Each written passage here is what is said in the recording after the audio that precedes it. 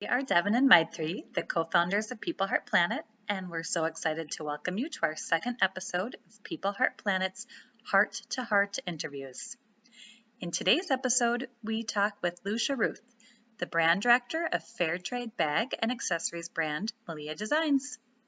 Malia Designs was launched 17 years ago to increase economic opportunity for women in Cambodia and to support organizations that fight human trafficking in Southeast Asia. Their fair trade fashion products are made by small social enterprises that employ talented artisans in Cambodia. Through these partnerships, they connect makers to Western markets, expanding their access to sustainable income and safe and dignified working conditions. Malia Designs also strives to assist survivors of human trafficking by donating to organizations working to fight trafficking in Cambodia and the U.S. Human trafficking is a multi-billion-dollar illegal industry affecting millions of people every year. And one of the most critical ways to counteract this global issue is to increase access to economic opportunity in the most affected areas. We are so humbled by this opportunity to connect you with Malia Designs and to help spread the love for their amazing brand and products. If you don't already know, People Heart Planet is a shopping platform that makes it easy to discover and buy fair trade and sustainable clothing, fashion, accessories, home goods, and more. All of the products on People Heart Planet are ethical, so no more hours spent researching, scouring information online, guessing which brands are better for people on the planet. We make it easy to shop fair trade and sustainable. Our Heart to Heart interviews are just one of the ways we're adding inspiration to your ethical consumer journey. So for more encouragement, be sure to follow us on Instagram and Facebook at People Heart Planet. So now let's jump in and hear from Lucia.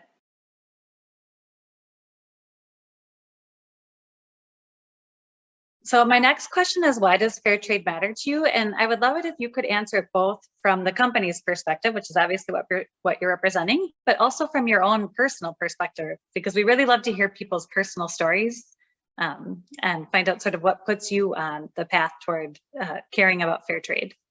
I think like for me, it's funny because I just last week gave a talk about fair trade to a bunch of elementary school students. And at first I thought it was just like 5th and 6th grade, but it ended up being like I had 1st and 2nd graders, like in one group, 3rd and 4th graders. And so I was trying to like come up with ways to like talk about like fair trade to them. Like I think of it as something that's like a pretty big concept or a pretty big idea, in that, you know, that it's this better way of doing business that aims to help fight poverty around the world. And I think that one of the like coolest things about it is that it's also a consumer movement. It helps people to be more mindful, or really just think about like even getting folks to think about the fact that somebody actually makes all of the things that we buy. We're so disconnected from the buying process, especially whether it's in a store or online. And I just think fair trade, it kind of touches on that part of it is really like it really moves me as well to just like slow down and think about those things. And then like from the Malia Designs, obviously, like, you know, people that were struggling are now like sending their kids to university. Everybody should be able to like work and meet their needs and their family's needs. That's just how it should be for everyone. And it's not. And, you know, seeing the opportunities that come about is really, it's really, really been a neat experience.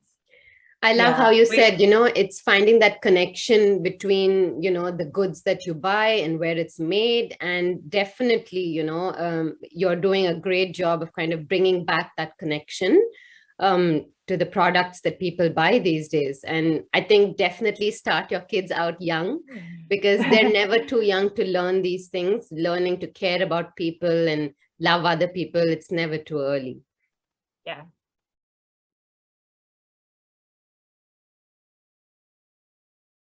Tell us a bit more about your products. How are they made? Are they made in-house, or is the process outsourced? And if it's outsourced, how do you ensure that fair trade practices are followed?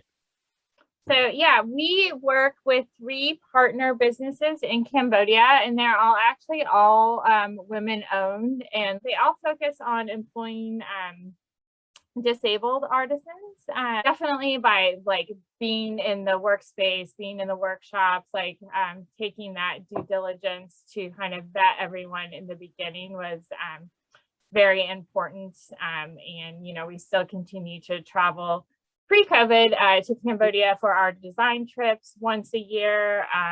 And then one organization that we work with has actually been through like a further vetting process with the World Fair Trade Organization, and they're the biggest group that we work with. So they have like it's called a guarantee, so that they have gone through the process with the WFTO and had like an auditor come over and like go through all of, you know, their practices. And yeah, that was a really big thing for them to be able to get. And then like we are members of the Fair Trade Federation.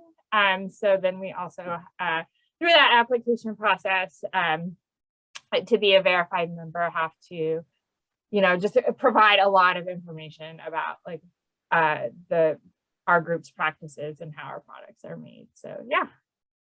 Cool. That's awesome.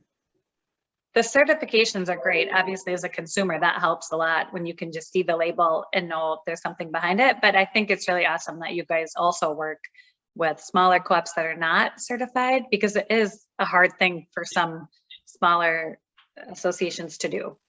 And if you can just kind of do the vetting yourself, and, you know, we know your reputation and we can still trust that, you know, you feel confident in that relationship, then it's just creating more opportunity. Yeah. And it is definitely like a relationship driven, you know, that part of it is huge. And then some groups will always be too small to be able to like, they would not have the resources to go through like a vetting process like that too. So I agree. It's cool to support like the very small side of things too. Well, especially in Cambodia. Now, we started the recording after, so people didn't hear that we all have some experience in Cambodia and that part of the world. But in Cambodia, when I went, I was just so amazed by how the economy is certainly developing, but it still is small. I mean, you still kind of, I love Phnom Penh, it's a big city, but you still kind of feel like you're in a small town. So there are going to be so many of these smaller associations and co-ops, and they, in order to grow, they need this opportunity and this connection. So, I mean, you're helping nurture that, and really, I mean, I just couldn't believe what an up and coming sort of, you know, economy it was. Yeah, definitely. There's a lot of like very small and businesses, but they're so cool in some of the things that they are doing. Like that's like such a fun part of traveling to Cambodia has been over the years has been getting to like meet and be introduced to all these other organizations there, and just seeing what they're doing is really cool. Yeah, and the artisans I had to pull myself out of like boutiques and markets, and because I just would have ended up filling suitcase after suitcase with like all this stuff. I just couldn't believe the talent of all the artistry. Everything was so beautiful, the textiles and even paintings. And I mean, obviously the tourism is so important over there, and that's great, but that alone can't hold up and develop an economy. So being able to provide access to global markets for all these artisans, that's the plus side of globalization. Lots of downsides, but that's the plus side. Yeah. Yeah, very cool.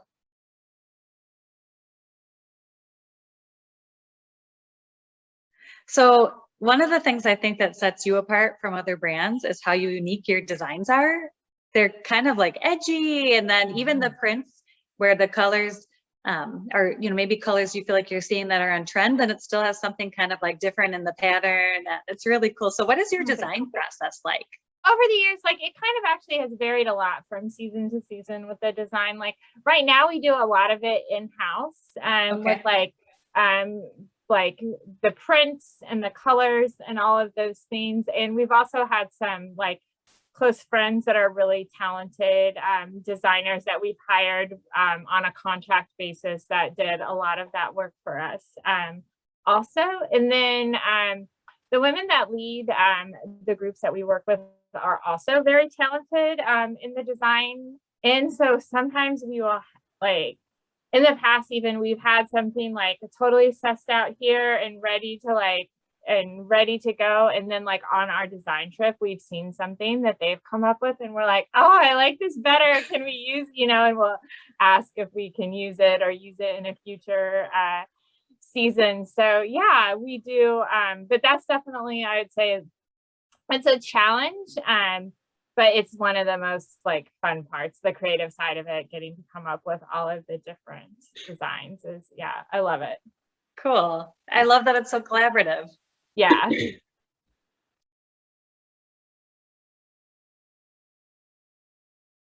You said that you work with these partners to actually make the products for you. Do they source the materials themselves, the raw materials?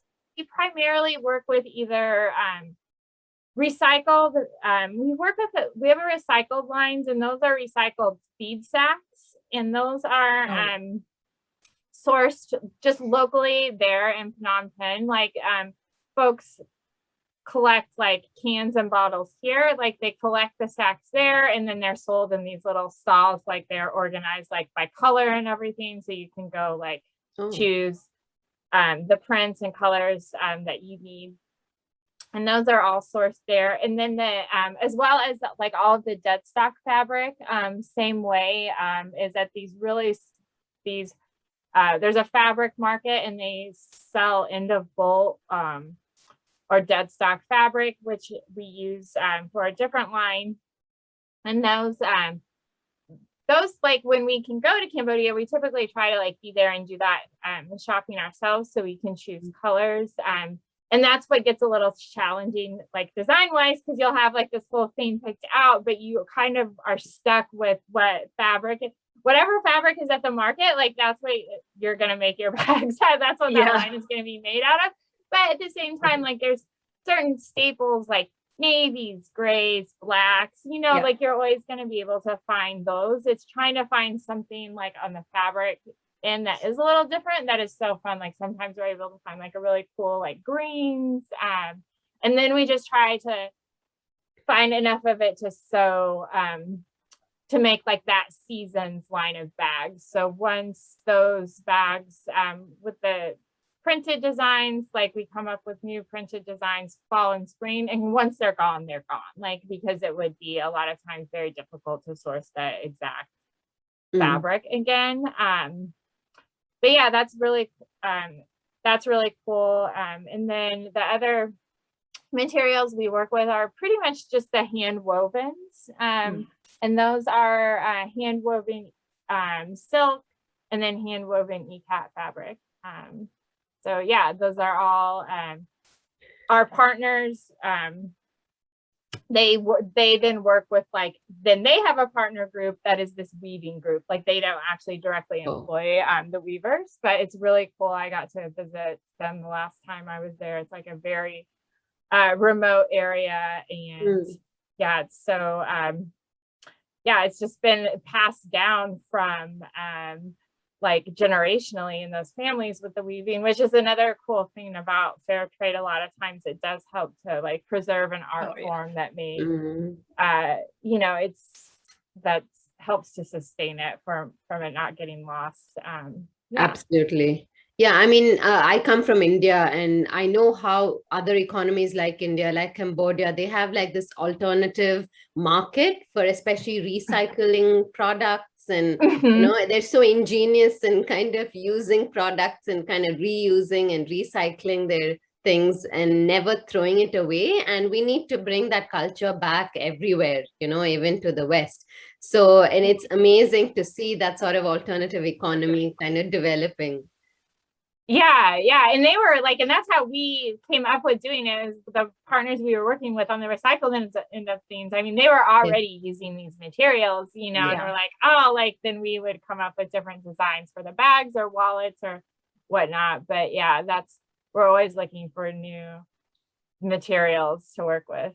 Yeah, I mean, growing up, I just wanted to say that, I always had, there's this shop in my neighborhood, and we used to go and give him all of the old newspapers and the bottles and the cans that we had, and we used to actually get money for it. and they used to then pass it on, and there was an economy going on there. Yeah, And exactly. it's kind of losing it now.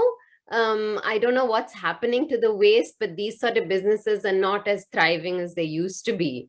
So there must be something happening, which is the missing link. We need to bring that back. Yeah. That happened with when I visited my husband's hometown a few times. My mother-in-law, she was kind of getting ready to move to the US with us, and she was going, because my husband's lived in the US now for 20 years working, and she was kind of going through some things, and I'm, how are we going to dispose of this? And she's like, the man will just come by and he'll pay me for it. Exactly. They're going to pay you? Yes. Understand. Yeah. Why? And then when you realize that this is actually part of the supply chain, correct. I mean, brilliant. It's like, oh my gosh. And same thing with, like the weaving and all these sort of traditional crafts like you're talking about. I mean, in the US, we've made these things hobbies. I mean, how silly, in the rest of the world, these are jobs. This should be like obviously technology, there's a place for it. I'm not going to say that there's no, but there's a place for all of it. Like I wish we could sort of get back to just sort of like, let's make this a little more holistic. Yes, exactly. Definitely. Oh, very cool.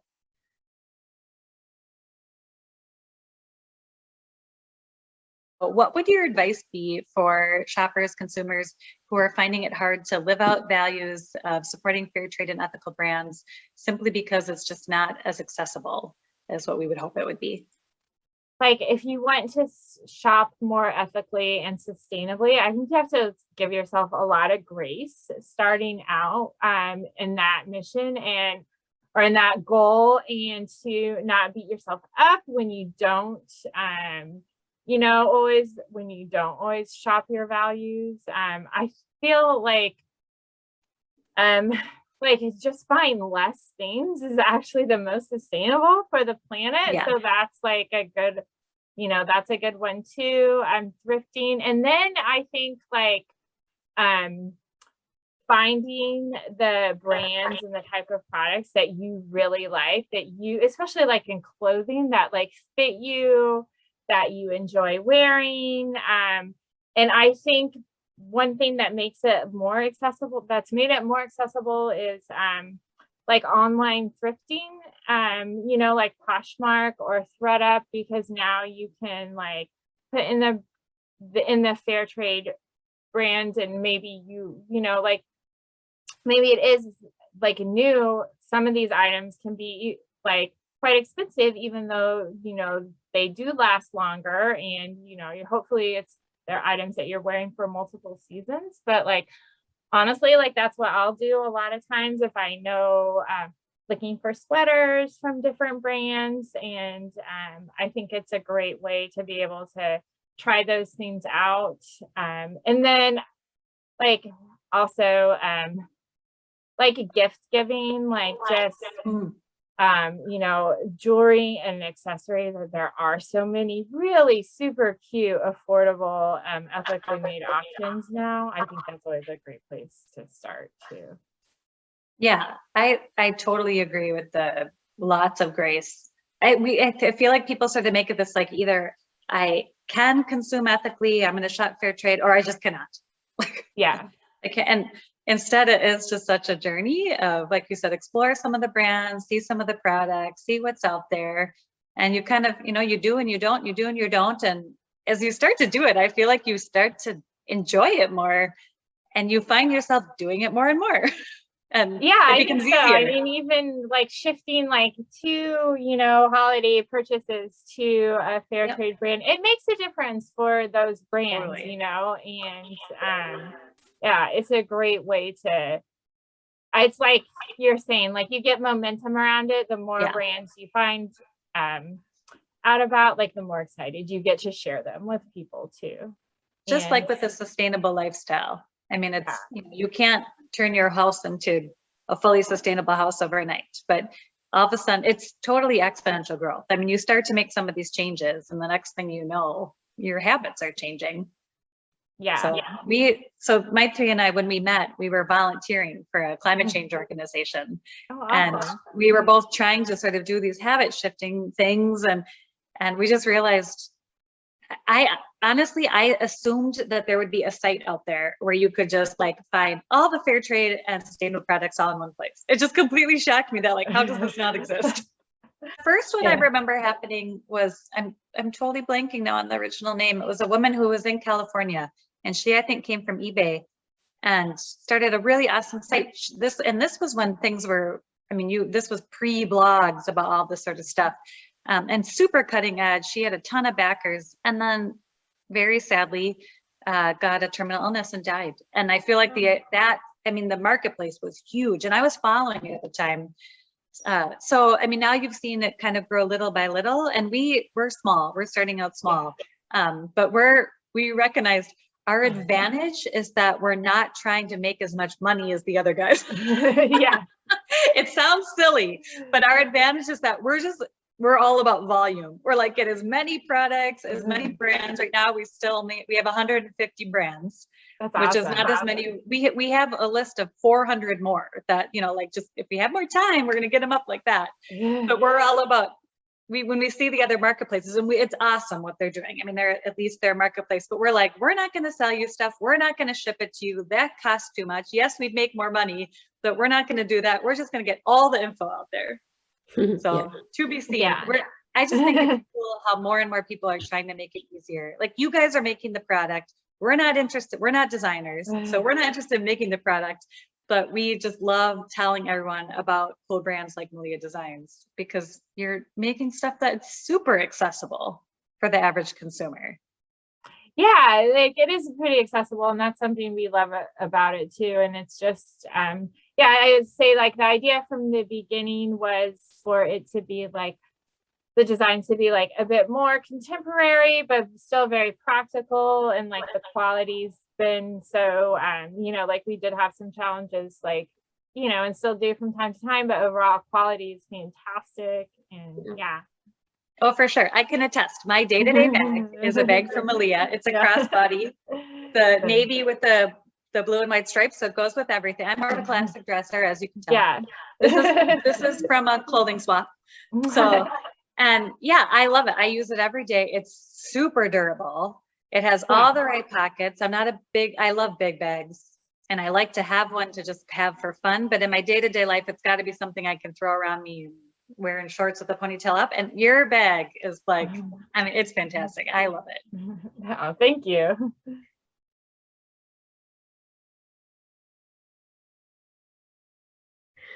Okay. So coming to the last question, and it's one that we ask all of our guests.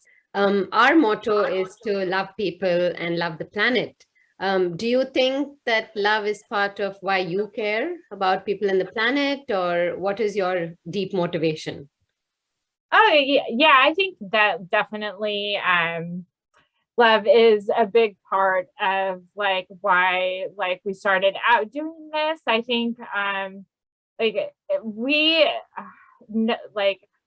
know the women so well that we work with in Cambodia. Like, we have such a big love for them and like what they're doing to grow their ethical businesses, and also like just the idea of us all being connected to each other and to the planet. Like, we're all in this together, and it's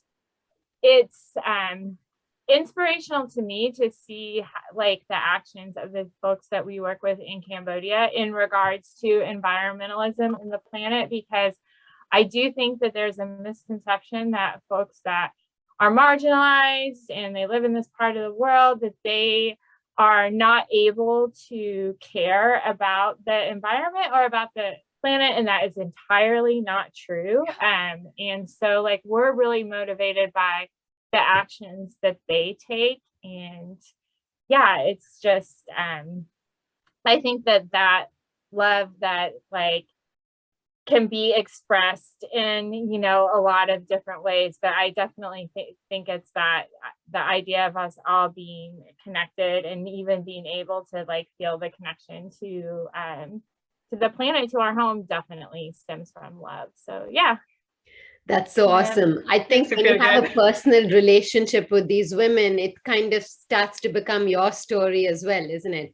You connect so much on a personal level.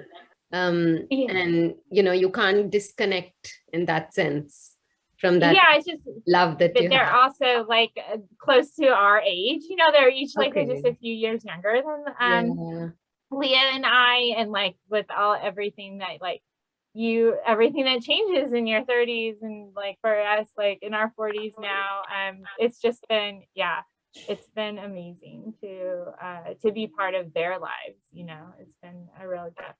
So we're right there with you in age, and totally get it. Your heart kind of opens up to all kinds of different things.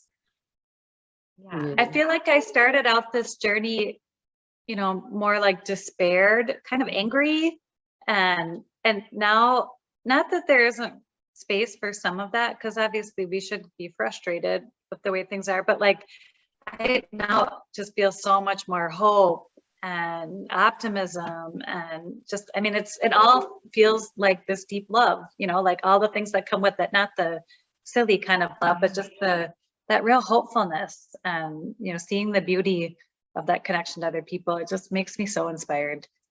I love the way you've talked about this. So just like, I feel like energy for this week to keep doing this work. Oh, you're so sweet. Thanks.